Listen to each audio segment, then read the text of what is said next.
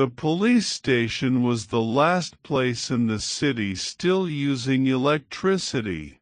That's why everyone tried to get inside.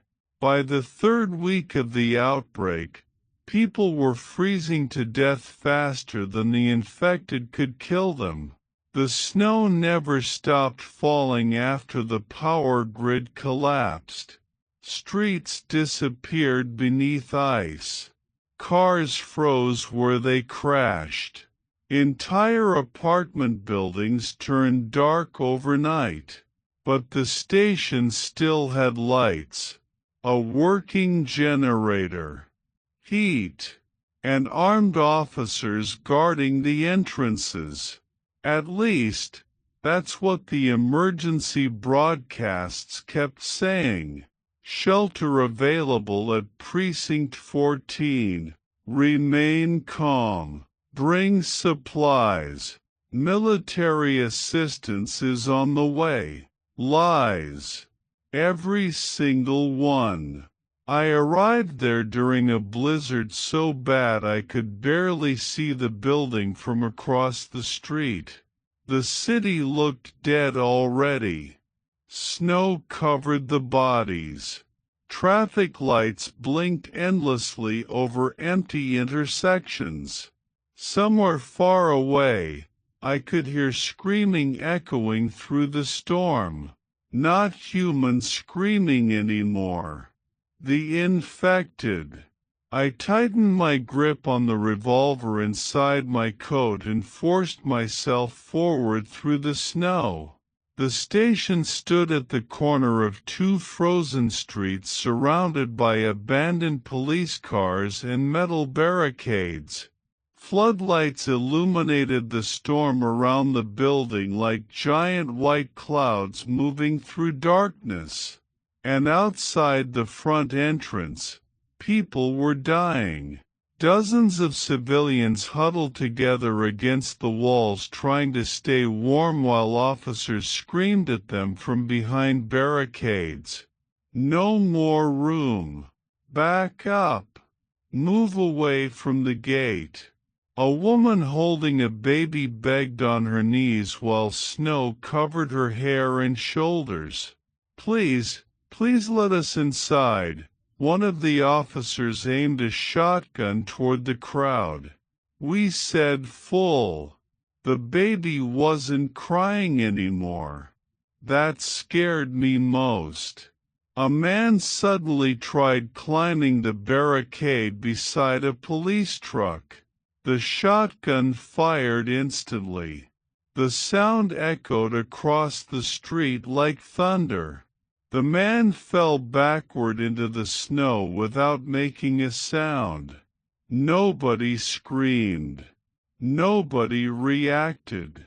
People just stared at the body like they were too exhausted to care anymore. That's when I realized the cold was already killing hope. Then something moved in the storm behind us. Fast. A shape burst through the snow-covered street at full speed. The infected. A police officer near the barricade shouted something I couldn't hear before opening fire wildly into the blizzard. More shapes appeared behind the first one. Then more. The crowd outside the station panicked instantly. People started pushing each other toward the entrance. Some tried climbing the barricades. Others ran into the street blindly through the storm. Big mistake. The infected slammed into them seconds later. I saw a man disappear beneath 3 bodies near a frozen taxi. Blood sprayed across the snow. The woman with the baby screamed as an infected tackled her sideways against the barricade. The child flew from her arms into the snow. Everything became chaos. Gunshots. Screaming. People slipping on ice while trying to escape. And through all of it, The station lights kept glowing warmly behind the barricades like the safest place on earth. I ran for the entrance with everyone else. An officer grabbed my coat before I reached the gate. "Bitten," he screamed. "No." He shoved me through the barricade anyway. 2 seconds later the gate slammed shut behind us, and the people left outside started dying. The first thing I noticed inside the police station was the heat. Real heat. After weeks of sleeping in abandoned apartments and nearly freezing to death every night, the warm air felt unreal against my skin. The second thing I noticed was the smell. Sweat, blood, wet clothes. Too many people trapped together for too long. The lobby was packed with survivors sitting against walls wrapped in blankets stolen from evidence storage in police offices. Some stared silently at the floor. Others cried quietly while holding family members close. Nobody looked healthy anymore. Exhaustion had hollowed everyone out. Armed officers guarded every hallway with rifles while radios crackled endlessly across the building. Most of the emergency broadcasts had stopped days ago. Now all we heard were fragmented messages from dying precincts across the city. "South entrance breached, we need immediate." Shots fired, then static. Always static. An officer near the front desk took my revolver immediately. "Weapons stay with security," I almost argued. But then I saw the shotgun pointed at my chest. So I handed it over. A tall woman in a winter police jacket walked toward me holding a clipboard. Dark circles surrounded her eyes like she hadn't slept in days. "Name?" she asked. "Daniel." "Injuries?" "No bitten?" "No." She stared at me for a few seconds like she was deciding whether to trust me, then finally nodded toward the hallway. "Sleeping areas are downstairs. Curfew starts in 20 minutes.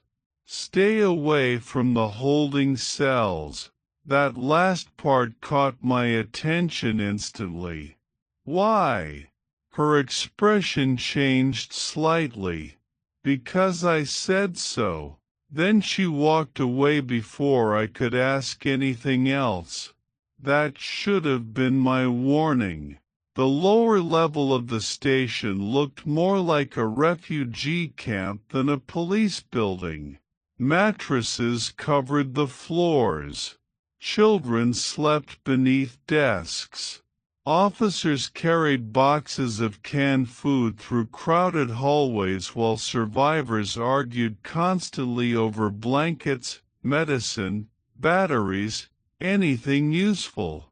People weren't surviving there anymore. They were slowly turning against each other.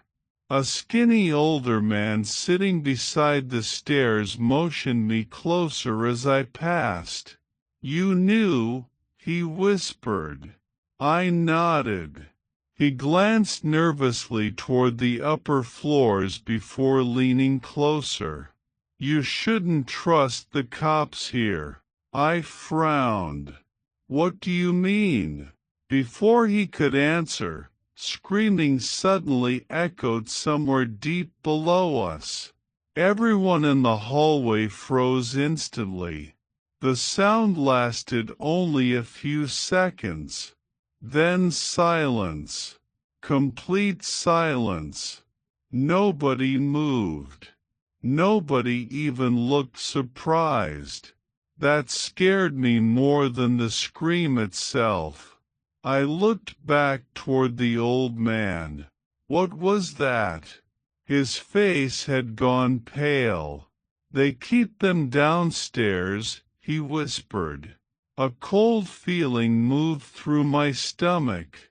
Keep who downstairs? The old man opened his mouth to answer. Then every light inside the station flickered. Once, twice, and suddenly the entire building went dark. For a few seconds, nobody moved. The station became completely silent except for distant wind rattling the windows outside.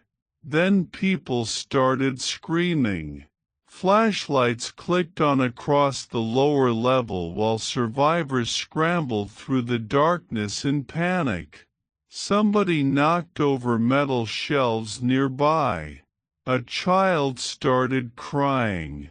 Officers shouted orders I couldn't understand over the chaos. The generator. Get back up downstairs now. Lock the east hallway. That last order made my blood run cold. The old man beside the stairs grabbed my sleeve tightly. You hear that? He whispered. I nodded slowly. What's in the east hallway? Before he could answer, the emergency lights finally kicked on. Dim red lights flooded the station corridors like blood spreading through the darkness. Everything looked wrong under that color. Faces, walls, the officers, especially the officers. They suddenly looked terrified, not nervous, not stressed, terrified. A loud metallic bang echoed from somewhere deep below the station. Then another. Then screaming. Real screaming this time. Not panic. Pain. Several officers immediately rushed toward the lower stairwell carrying rifles and shotguns. One of them yelled at everyone in the hallway. Back to your sleeping areas. Now. Nobody moved fast enough. Then gunshots exploded downstairs. 3 in a row. Boom. Boom. Boom. The station froze again. Even the crying stopped. A woman beside me whispered something under her breath that sounded like a prayer. Then came the sound I'll never forget. Moaning. Low. Wet. Inhuman. And getting closer. The officers near the stairwell backed away slowly with rifles aimed downward. One of them looked barely 20 years old. His hand shook so badly he almost dropped the weapon. What the hell happened down there? Someone shouted. Nobody answered.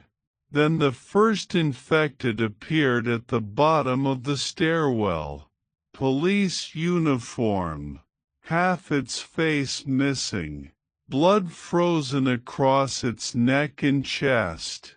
Its white eyes reflected the red emergency lights while it climbed upward slowly. People started screaming again instantly. The young officer fired first. The gunshot deafened the hallway. The infected jerked backward but kept climbing. Another officer unloaded an entire shotgun blast into its chest. That finally dropped it. But more shapes appeared behind it. A lot more. And suddenly everyone understood the truth. The police station wasn't safe. It never had been. The infected had already been inside the building. Panic spread through the station like fire. Survivors shoved each other trying to escape deeper into the hallways while officers screamed conflicting orders. Some yelled for evacuation. Others screamed to barricade the lower floors. Nobody was in control anymore. The old man grabbed my arm again. "You need to get upstairs," he whispered urgently. "Why upstairs?" His eyes moved toward the lower stairwell where more infected climbed through the flashing red lights. "Because downstairs is where they kept the infected officers." My stomach dropped instantly. "They kept them alive?" He nodded once. "They thought maybe the military could cure them." Another infected reached the top of the stairs. Then another. One officer got dragged screaming into the darkness below before anyone could help him. Blood splattered across the walls. The crowd broke completely after that. People ran everywhere. And somewhere above us inside the station, something heavy started banging against a locked door. The banging upstairs sounded massive, not human. Every impact shook dust from the ceiling tiles above us. Boom, boom, boom. The survivors in the hallway froze again. Even the infected below the stairwell seemed quieter for a moment. Then somebody upstairs started screaming. The sound echoed through the police station so loudly it barely sounded real. An officer near me suddenly cursed under his breath. They got into evidence. Before I could ask what that meant, the station lights flickered violently again. The emergency power was failing. Red lights flashed on and off across the hallways while the infected continued climbing upward from below. One officer fired blindly down the stairwell. Huge mistake. The gunshots echoed through the entire building. And somewhere outside, the infected heard it.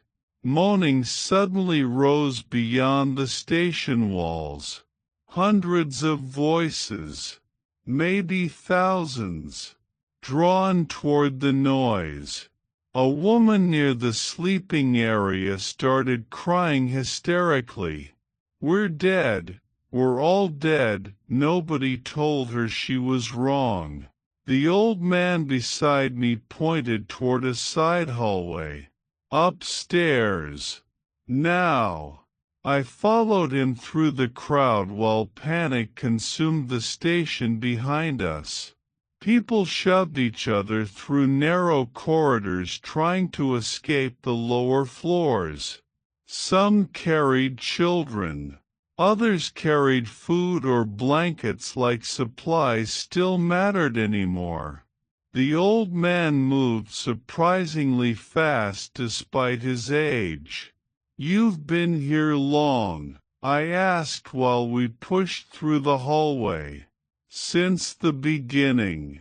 "What's upstairs?" He looked back at me nervously. The officers sealed certain floors after people started disappearing. That stopped me instantly. "Disappearing?" He nodded once. "They said infected were sneaking inside at night. But people started vanishing even when doors stayed locked." Another gunshot echoed downstairs. Closer now. The infected were spreading through the station fast. We reached the upper stairwell just as 3 officers rushed downward carrying rifles. One of them grabbed the old man roughly.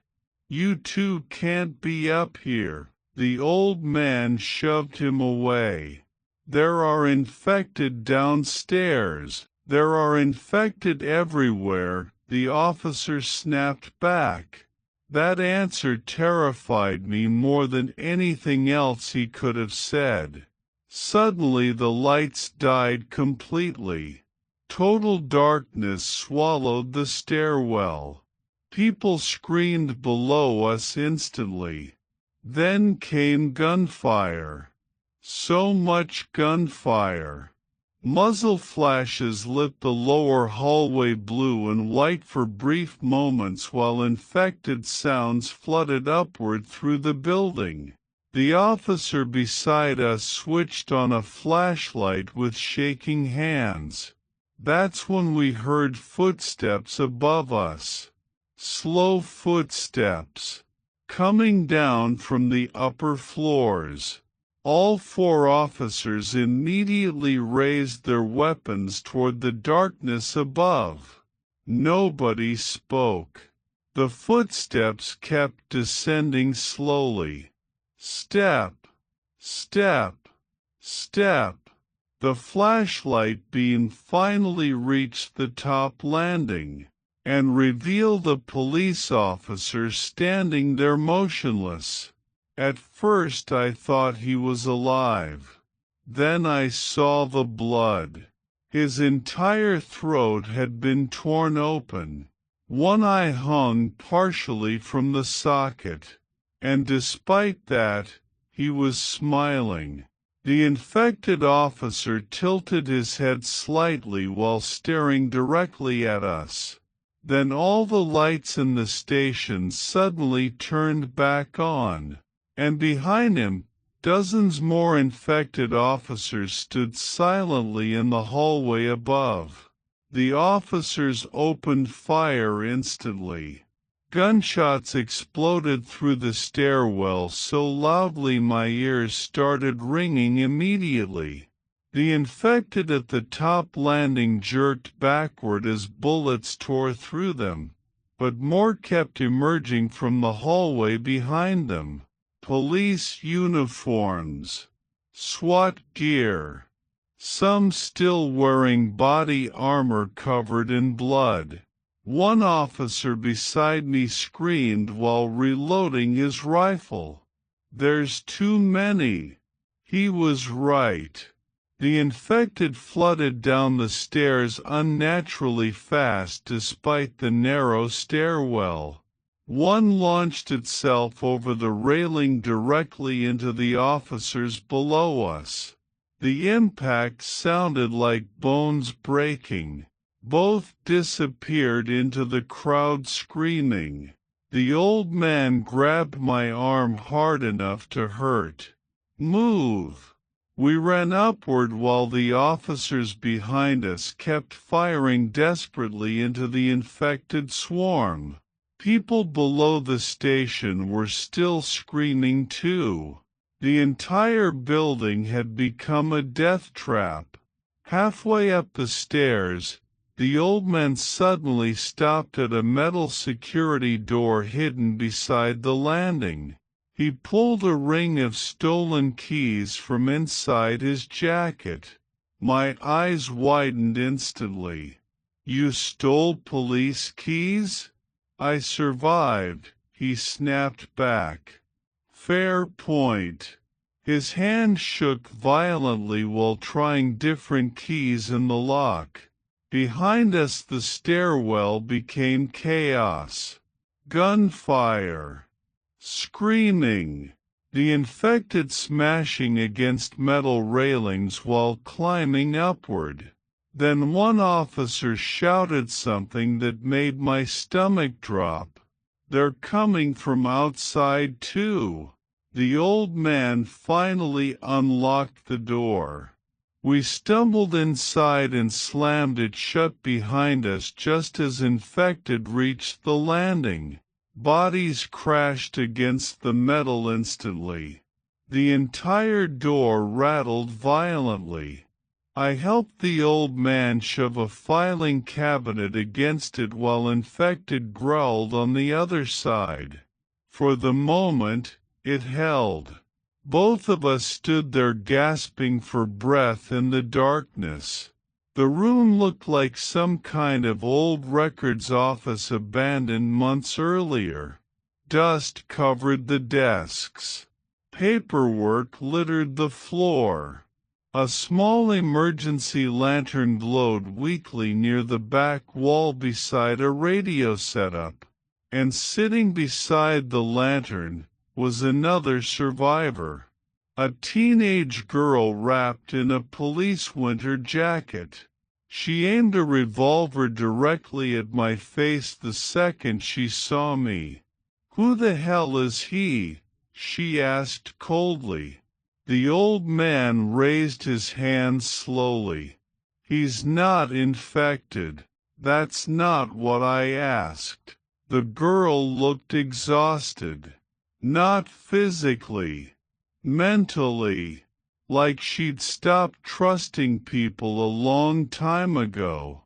The old man finally sighed. "His name's Daniel." She kept the revolver aimed at me for another few seconds before lowering it slightly. Outside the room, infected continued slamming against the barricaded door over and over again. Boom! Boom! Boom!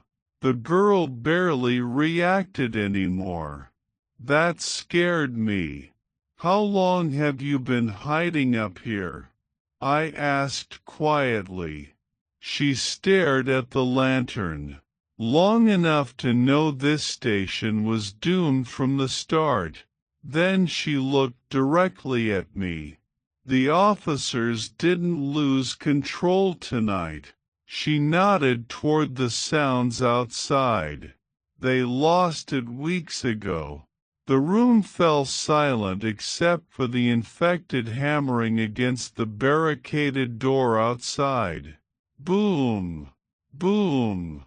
Dust drifted from the ceiling with every impact. The teenage girl finally lowered the revolver completely but kept it close beside her leg. The old man collapsed into a chair, breathing heavily. I looked around the office more carefully now. Maps of the city covered one wall with entire districts marked in red ink. Several police radios sat on the desks beside empty coffee cups and scattered ammunition. And near the back corner of the room, there was another barricaded door. Steel reinforced. Locked from the outside. I pointed toward it immediately. "What's in there?" The girl's expression changed. The old man looked away. Neither answered fast enough. That was answer enough by itself. "What's inside that room?" I repeated. The girl stood slowly. "People." A cold feeling moved through my chest. "What kind of people?" She hesitated. "Bitten." The infected slammed against the office door harder than before.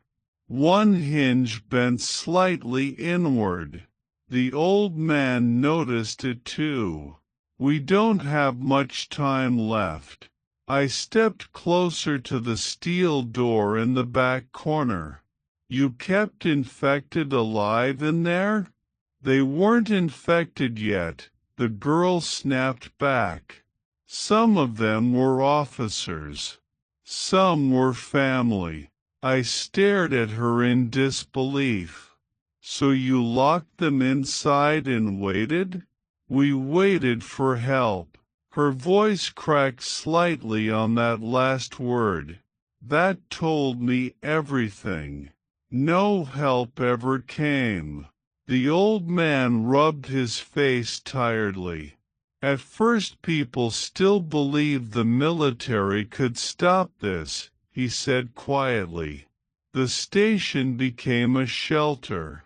Then the officers started hiding bitten people instead of putting them down." Outside the room, more screams echoed through the station hallways. Closer now. The infected had reached the upper floors. The girl walked toward the radio table and adjusted the volume carefully. Only static answered her. Then suddenly a voice broke through. Weak. Distorted. Any survivors near Riverside Precinct, evacuation convoy leaving before sunrise, all three of us froze instantly. The radio crackled again. Last extraction point, military checkpoint North Bridge.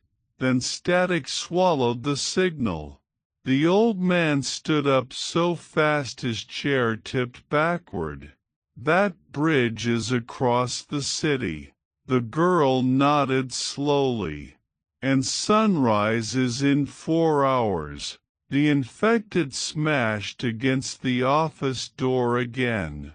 This time the filing cabinet slid several inches backward across the floor. We all saw it. The barricade wasn't going to hold much longer. The old man grabbed a shotgun leaning against the desk. 2 shells left. That was all. The girl checked her revolver. 3 bullets. I had nothing. No weapon. No supplies. Just exhaustion and bad luck. The station groaned around us while distant gunfire echoed through the building below. Some officers were apparently still alive. Not for long. Then a new sound appeared outside the office. Footsteps. Slow footsteps. Not running. Not infected. Human. The 3 of us aimed toward the barricaded door instantly. A weak voice spoke from the hallway. Please, let me in, a woman. Crying. The old man moved toward the barricade immediately. The girl grabbed his arm hard. No, she's alive. She's loud. The girl whispered back angrily. And loud people die. The woman outside pounded weakly against the door again. Please, they're coming. Then the screaming started behind her. The woman outside the office began pounding against the door harder. Please, something slammed into the hallway wall behind her. Then came the infected sounds. Close. Very close. The old man looked torn apart inside. Every instinct told him to help her. Every survival instinct told him not to. The teenage girl raised her revolver toward the barricade. If you open that door, she whispered, we all die. The woman screamed again outside. A horrible wet growling echoed through the hallway immediately after. The infected had reached her. The old man shut his eyes tightly. Then he stepped away from the barricade. A second later the woman's screams became unbearable. Scraping, crying, begging. Then suddenly, silence. Nobody inside the office spoke. The only sounds left were the infected feeding outside the room and the storm rattling the station windows somewhere far below. The old man looked like he wanted to throw up. The girl looked like she'd heard worse before. And honestly, that scared me most. The office lights flickered weakly overhead. Generator failure. Again. The station was dying piece by piece. Then the steel door in the back corner suddenly rattled once. All three of us turned instantly. Another loud bang came from inside it. My stomach dropped. The bitten survivors trapped inside were changing. The girl slowly backed away from the steel door. They've never been this loud before. Another bang shook the lock. Then another. The infected outside the office heard it too. Their growling changed immediately. Now they were hitting both doors at once. The barricaded office entrance, and the locked room behind us. We were trapped between them. The old man checked the shotgun again with trembling hands. "One shell left after this," he muttered. The steel door bulged inward slightly. Something inside slammed against it hard enough to bend metal. The girl whispered a curse under her breath.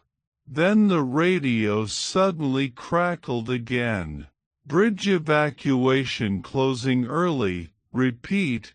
Infected approaching checkpoint." Static swallowed the message. The girl looked toward me immediately. "We leave now or we die here." Nobody argued. The problem was the hallway outside. Infected surrounded the office already. The old man walked toward a dirty window near the back of the room and wiped frost away carefully with his sleeve. Snowstorm. Dark streets below. And directly beneath the office window, a narrow maintenance ledge running along the outside of the station. The girl noticed it too. "You've got to be kidding me." The old man shook his head slowly. "The stairwells are gone. Hallways are gone. That's our only way out." Another violent impact hit the office barricade. The filing cabinet slid backward again. One infected arm forced halfway through the opening, blindly grabbing at the air. The girl fired instantly. The gunshot deafened the room. Blood sprayed across the papers and walls. But now every infected in the station knew exactly where we were. The growling outside multiplied instantly. Dozens of footsteps rushed through the hallway toward us. The old man unlocked the frozen window with shaking hands. Freezing wind exploded into the office immediately. Snow blasted across the desks and floor. The maintenance ledge outside was barely wider than my boots. And 5 stories below us, the city waited in darkness. The steel door behind us suddenly burst inward halfway. Pale hands reached through the gap from the infected trapped inside. The girl grabbed my arm hard. "Move." The old man climbed onto the maintenance ledge first. The freezing wind nearly knocked him sideways immediately. Snow blasted across the side of the police station so heavily I could barely see the street below. The girl followed him next while keeping the revolver aimed toward the broken office behind us. The infected were forcing themselves through both doors now. Too many. Way too many. I climbed out last. The second my boots touched the frozen ledge, I realized how insane this was. 5 stories above the street. No railing. Nothing to hold except frozen pipes running along the wall. The old man moved carefully sideways through the storm while infected screams echoed from inside the station behind us. The girl glanced downward once and instantly looked away again. "Don't fall," she whispered. Behind us the office window exploded outward suddenly. An infected officer forced itself halfway through the opening while shards of glass scattered across the ledge. Its police uniform whipped violently in the wind. The girl fired once.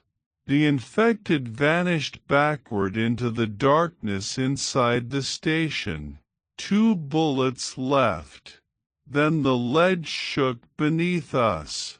A massive crash echoed somewhere below. Part of the station barricade had collapsed.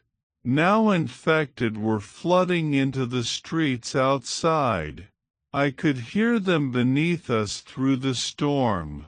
Hundreds moving through the snow. The old man pointed ahead through the darkness. There, across the alley stood another building connected by a narrow maintenance bridge coated completely in ice. It looked unstable, but it was our only chance. The old man stepped onto it first. The metal groaned loudly under his weight. The girl followed carefully behind him.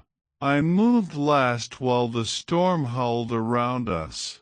Halfway across, the bridge suddenly jerked sideways violently. One of the support chains snapped. The entire bridge tilted sharply. The old man lost balance instantly.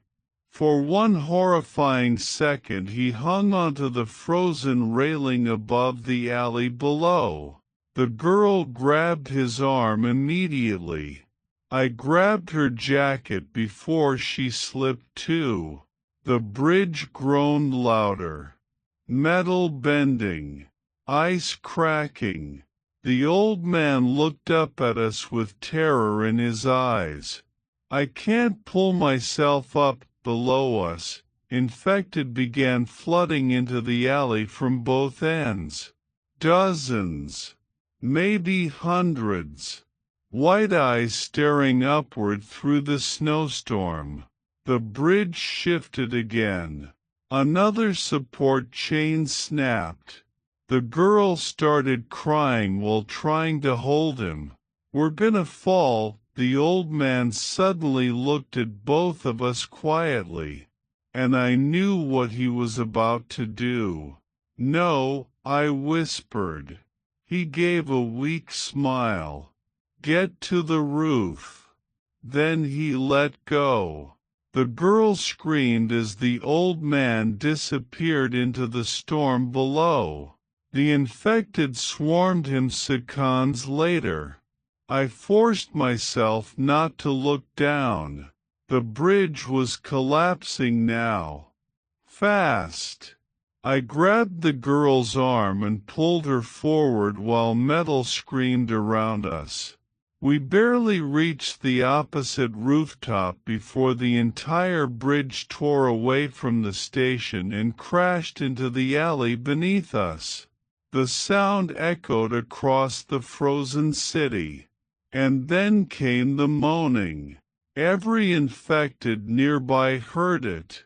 The girl collapsed into the snow gasping for breath while I stared back toward the police station through the blizzard.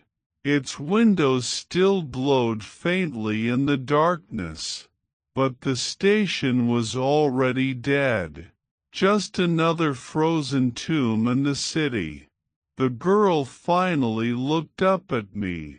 "What now?" Far away through the storm, faint military floodlights glowed near the northern bridge checkpoint. Our only chance left. And between us and safety stood an entire city full of infected.